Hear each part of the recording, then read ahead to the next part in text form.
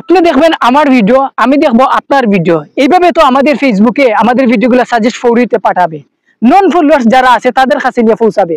যারা জীবনেই আমাদের ভিডিওগুলো দেখে না, লাইক কমেন্ট করে না, তাদের কাছে গিয়ে আমাদের ভিডিওগুলো সাজেস্ট করাবে। এটা কেন করাবে? এটা হচ্ছে আপনার অ্যাক্টিভিটি দেখে। আপনারা যেহেতু এখানে কোম্পানি বুঝতে পারে, যেহেতু এখানে সময় দিতে সক্ষম, প্রতিদিন এখানে ভিডিও মেক করা, ফটো আপলোড করা, স্টোরি দেওয়া, লং ভিডিও আপলোড করা, লাইভ করা, তাহলে ফেসবুক বুঝতে পারে ইনি একজন অ্যাক্টিভ পারসন বা অ্যাক্টিভ ফলোয়ার্স, মানে তারা ধরে নেয়।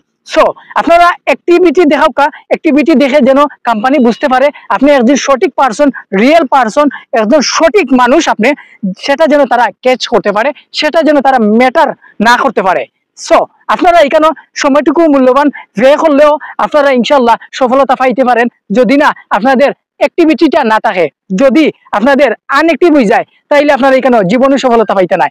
আপনাদের মাঝে মোটিভেট থাকতে হইব, মোটিভেশনাল ভিডিওগুলো আপনারা দেখতে হইব।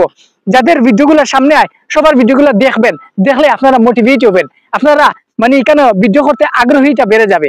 সো ভিডিও স্কিপ করবেন না, ভিডিও ধাক্কা দিবেন না, ভিডিওতে কমেন্টস করার চেষ্টা করবেন, লাইক কমেন্ট শেয়ার করবেন।